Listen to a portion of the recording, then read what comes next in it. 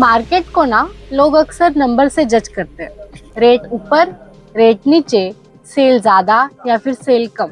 जैसे सेल्स होती है वैसे उनको लगता है कि मार्केट ऊपर नीचे हो रहा है। बात सही है, पर मार्केट का नेचर अलग होता है। ऐसा नहीं है कि आप मार्केट को कंट्रोल कर सकते हो, ये चीज नहीं है। अगर आप मैन्युफैक्चरर भी हो और अगर आपने ऐसा बोल दिया कि मैं जो बना रहा हूँ वो अगर मैं मार्केट में लेके आऊंगा तो वही ट्रेंड बन जाएगा, ऐसे नहीं होता है। क्योंकि अगर आप विंटर में लिनन कॉटन के कपड़े बेचोगे तो कोई आपकी सेल नहीं होगी। क्यों नहीं होगी? क्योंकि लिनन कॉटन सिर्फ समर में चलता है। तो मार्केट का एक पर्टिकुलर नेचर होता है जिसके हिसाब से हमें वहाँ पे चलना पड़ता है। तो हम मार्केट के नेचर के बारे में आज स्टेप बाय स्टेप मैं आपको बताने वाली हूँ, तो इस वीडियो में अंत तक बने रहिए। सबसे पहली बात जो आपको समझनी जरूरी है वो ये है कि मार्केट कभी सेम नहीं होता। ऐसी कोई जरूरी चीज नहीं है। सपोज कोई चीज आज चल रही है तो ऐसा नहीं है कि वो 1 महीने बाद भी वही चलेगी, और फिर ऐसा भी नहीं है कि जो चीज आज नहीं चल रही है वो क्या पता 2 महीने बाद ट्रेंड में आ जाए। जैसे कि अभी पुराने फैशंस का अपग्रेड वर्जन करके अभी वो चीजें सब ट्रेंडिंग में आ रही है ना।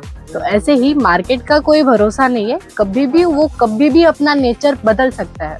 बस हमें उस नेचर के हिसाब से चलना पड़ता है।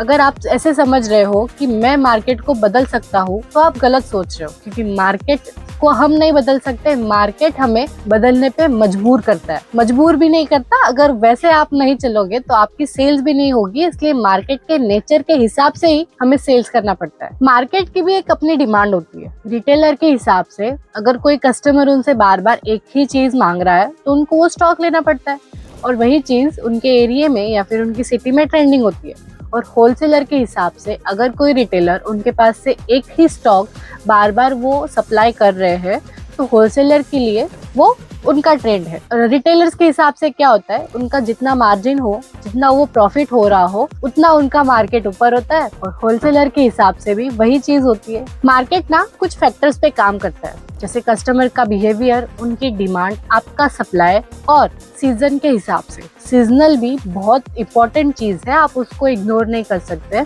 और इन हिसाब से, इन फैक्टर्स को लेके जो बिजनेस करता है वही मार्केट को ऊपर या नीचे बना सकता है। अगर जो फ्लेक्सिबल होता है वो लोग कर लेते हैं, और जिनसे नहीं हो पाता उनके मुंह में सिर्फ एक ही शब्द होता है, मार्केट चल नहीं रहा, मार्केट गिरा हुआ है, या फिर मार्केट अभी ठंडा है। मार्केट का एक स्ट्रॉन्ग नेचर होता है डिमांड। जैसे सीजन होता है वैसे डिमांड आती है, जैसे कस्टमर्स होते हैं वैसे डिमांड आती है। रिटेलर के हिसाब से अगर कोई कस्टमर उनसे बार बार एक ही चीज मांग रहा है या फिर बहुत सारे कस्टमर्स एक ही चीज की डिमांड कर रही है तो उनके लिए वो ट्रेंड बन जाता है। और होलसेलर के हिसाब से अगर कोई